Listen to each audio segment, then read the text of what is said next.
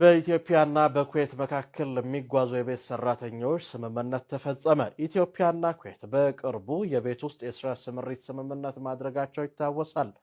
ስምምነቱ በሕዝብ ተወካዮች ምክር ቤት ቀርቦ ከጸደቀ በኋላ ተግባራዊ የሚሆን ይሆናል። ይህን አስመልክቶ የኩዌት የኢትዮጵያ አምባሳደር የሆኑት ሰኢድ ጅብሪል በኩዌት ጋዜጣ አልካባስ ቆይታ አድርገው ነበር። ኢትዮጵያ ኩዌት የሚጓዙ ዜጎቿ በአዲሱ የቤት ሰራተኞች ፖሊሲ መሰረት የአእምሮ የስነ ልቦና ፈተናዎችን ጨምሮ የቋንቋ ክህሎት ስልጠና ማለፍ እንደሚጠበቅባቸው ጠቁሟል። ኩዌት ውስጥ ኢትዮጵያውያን የቤት ሰራተኞችን ሲቀጥሩ የሞባይል baga gamadanii warroonni Kuwait deemuuf hawwitanii hawwii dheeraa qabdanii Kuwait dhugumatti banamuu fi hawwii nama hedduuti. Bergit hawwii nama hedduuti. Biyyoota kamirrallee Kuwait baay'ee bareedduudha jechuudha. Asumarraan immoo seerota isaa fi higgi isaa kan barbaachisu haaluma jiruun lafa kaawwamee jira. Kuwait yoo deemuuf duratti wanta nama barbaachisu hundumaa seerri irratti walii galamee waan jiru hundumaa viidiyoo kana keessatti argattu. Isin laayik sheer gochuudhaan hanga xumuraa dhaggeeffadhaa isiniin jechuun affeerraa kooti. Ashamaa harka fuunee kabajamtootaaf daawwattoota hordoftoota keenya nageenyi koo kan jaalalaa fi kabajaa bakkaa fi lafa jirtanitti isiniif haa baay'atu.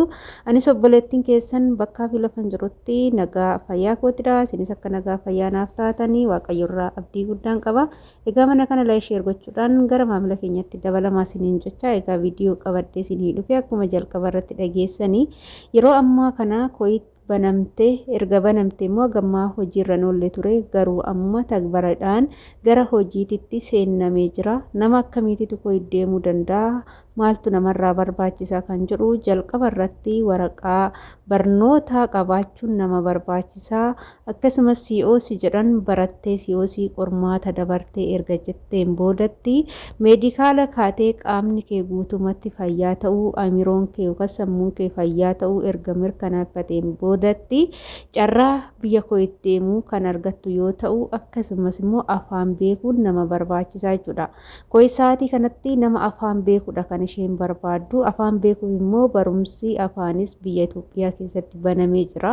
Kanaafuu dallaalaan osoo hin taane karaa seeratiin akka deemamu labsiin bahee jira jechuudha.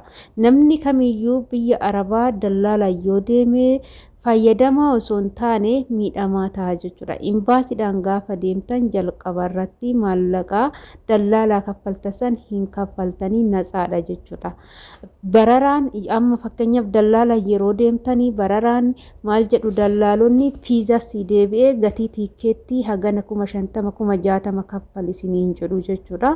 Ijoolleen hedduun maallaqa dhangalaasaniiti kan dallaalaaf dhangalaastanii abbaa keechan haadha keechan sangaa gurgursiiftanii lafa gurgursiiftanii liqeeffachiiftaniiti kan biyyaa ba'aa jirtan baay'een keechan. Garuu wanni beekuu qabdanii karaa seeratiin jalqaba irratti Forososii yeroo jalqabdan waa'ee biyya Arabaa deemuu yeroo jalqabdanii dallaalan osoo hin taane qaxxituma imbaasii yeroo ammaa magaalaa jiran irratti ni jira jechuudha. Kanaafuu jalqaba forososii kanarraa ulaagaalee jalqabarraa nama barbaachisu hundumaa raawwachuudha. Inni tokkoffaan barumsa kutaa 8 yookaan ministirii kutaa 8 qabaachuu si barbaachisa. Inni lammaffaan jalqaba irratti biyya Arabaa deemuun dura mattaawqaa gandaa yookaan mattaawqaa biyya kan nama barbaachisu asirratti aansee immoo paaspoortiidha. Paaspoortitti aansee immoo waraqaa kutaa 8 yookaan ministirii kutaa 8 jechuudha. Isatti aansee qaxxituma isa qabattanii deemtanii gara barumsaa COC barachuutti qajeeltu jechuudha. COC yeroo barattan kanatti biiroo keessatti barattanitti imbaasonni illee ni jiru. Erga barumsa keechan barattanii xumurtanii qormaata keechan qoramtanii raawwattanii qabxiin keecha sin dabarsee yoo jedhee maal gootu achumatti imbaasuma achiisanitti jalqabattu jechuudha. Erga jalqabattaniin boodatti deemsa kanaaf ishaaraa keessan kennitanii gara biyya keessanii galtu. Imbaasiin ofiifuu hojii isaa eegalee marmaraa yookaan meedikaala guyyaa isaa siyaamu atis gaafa san dhattee dhiyaatte meedikaala kee ni kaata. Erga meedikaala kee kaatee natsaa ta'uu fayyaa ta'uu waa hundarraa bilisa taate wuxxeetiin kee qulqullinni kee sii dhufeen boodatti dandeettii afaanillee baratte jechuudha. Yeegiddi jechuudha biyya Arabaa deemuu fi afaan xiqqoo barachuun nama barbaachisa jechuudha.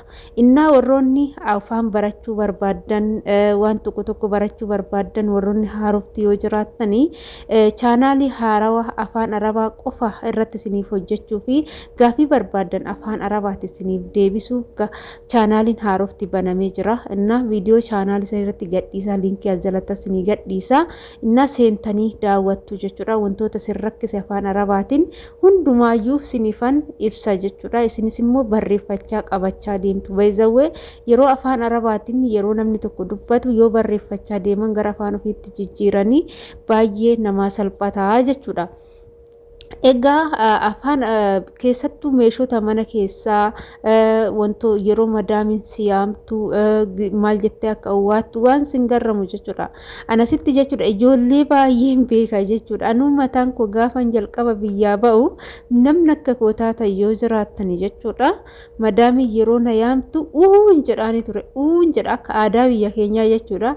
Yookaan immoo oon jedhaanii ture jechuudha. Gizee tokko immoo abeetiin jedhaanii gizee tokko wayyeen jedhaanii waan ani jedhu kanatti hin garramamu turani jechuudha. Adeemsa keechan bare ani jalqaba gizee biyyaa dhufnu akkanatti seerritu biyya Arabaa kuni afaan barsiisuu maalii gochuun baay'inaan hin jiru ture. Dhugaa yeroon ammaa kun ifaan bilisa dhugaa rabbi ijoollee keenya baradhaa koottaa yookaan miidiyaarra dhaggeeffadhaa tolee jira jechuudha. Isa kanaadha jechuudha koo'isi deemuu fi erga achi gaanii hoo maaltu nama barbaachisa kan jedhu mirgaaf dirqamni jiru. Jalqaba irratti sarraatanyaan kamiyyuu bilbila qabachuu qabaa, bilbila mataa ofii qabaachuu qabu, bilbila kana irraa fuudhuu hin qabanii maatii isaanii dubbifachuu qabu. Yeroo hundumaa intarneetnis kennamuufii qaba, wanti hundumtuu kennamuufii qaba kan jedhu seera keessa ni jira. Inni itti aanu immoo erga achi gaanii mindaan isaanii kabajameetoo baatiidhaan siraatan harka isaaniirra gahuu qabaadha. Mindaa isaanii kana keessa immoo homaa tokkollee tuquu akka hin qabnee fi wantoota sarraatanyaa san barbaachisu hundumaa madaamin akka bittuufidha. Seera keessatti kan barraa'ee jirudha. Kunis inni itti aanu immoo erga achi gaanii waraqaan seeraa akkasumas immoo jiraattuu biyya sanii hojjettuu biyya sanii akka taatee fi mattaawaqaa yookaan iqaaman jedhamu kunis immoo seeraan ba'ee fi harka ishiitti irratti galuu qaba kan jedhu kanneen hundumaa mootummaan Itoophiyaa fi mootummaan Kuwaitii walii galanii waliif harramanii jiru. Egaa seera kana seera dubbatan kana hojiirra yoo oolchanii dhugaani baay'ee natti tolee jira, keessattuu gara mindaatiin jechuudha. Mindaan kee odoo si jalaan bakkaniin ji'aan harka keetirra kan ga'udha. Amma Saa'udii kana keessatti haa banamu malee wanti mul'atu wanti argaa jirru baay'een isaanii rakkina mindaati jechuudha. Mindaan harka ijoollee hedduu muraasa malee muraasni mindumaa ijaan arganii kan hin beekne fi birrumtuu maal akka ta'e kan hin beeknetu jira. Deebi'aniit immoo birruma saniyyuu kan kennuu fi didanii tola hojjetanii oduma birrii rakkatanii hojii madaamii hojjetantu jira. Inni kun miidhama malee faayidaa miti. Namni rakkatee biyyaa ba'ee maallaqa waan argan nama guba jechuudha. Kanaafuu seera kanarratti jaaladheen jira jechuudha. Waa hundumaanuu seerri ba'ee jiru baay'ee bareedduudha jechuudha. Mindaan ittiin deemsaallee baay'ee bareedduudha jechuudha. Amma warroota afaan beekanii 120 akkas jechaa jiru jechuudha. Gatiin ittiin deemamu haga 130 warra afaan hin beekne immoo 110 akkasii jechaa jiru jechuudha. Inni ammoo ani ijoollee biyyarraa dhufaa jirtan yookaan biyyarraa bahuuf qophiirra jirtanirraa dhaamsa viidiyoo kana keessatti isinii dhaamu yoo jiraatellee namni kamiyyuu erga biyyaa ba'uun isaan ollee hojjetee of jijjiiruuf malee hojjetee boofii miti jechuudha. Baay'een ijoollee keenya biyya Arabaa jiranii baay'een isaanii hojjetanii kan bo'antu baay'ata. Maallaqa isaanii akkaawuntii namaati irratti galchanii maallaqa dhabanii kan bo'antu jira jechuudha. Akkaawuntii namaa amananii maallaqa ofii akkaawuntii namaa irratti galchuun hin taatu waan ta'eef isin warri amma dhufaa jirtan viidiyoo kana warri na dhaggeeffattan jechuudha. Akkaawuntii mataa keechanii akkaawuntii dhuunfaa keechanii akka baafatan iiteemii hin baafatina. Iiteemii baafattanii nama bira godhattanii yoo dhuftanii koodiin isin iiteemii bira gootan suni namni yoo beeke sin jalaa baasuun ni danda'a maallaqa keechan. Kanaafuu inni sin fayyadu iiteemii osoo hin taane daftara buukiidha jechuudha. Akkaawuntiitu nama fayyada waan ta'eef akkaawuntii baafadhaatii koottaadha. Biyaansi parsantii 100 keessaa parsantii 20 akkaawuntii ofiitirra ji'a yoo galfachaa deeman baay'ee nama fayyada, faayidaa guddaa qaba waan ta'eef jechuudha. Gaafa galan gaafa wayin nama fayyada jechuudha wanti akkasii sun. Egaa viidiyoo ammaaf qabadhee dhufee asumarraan angolabaa turtiin wajjin gootaniif ulfaadhaa galatoomaa mana kana laayik sheer gochuun nu jabeessaa baay'ee hanga viidiyoo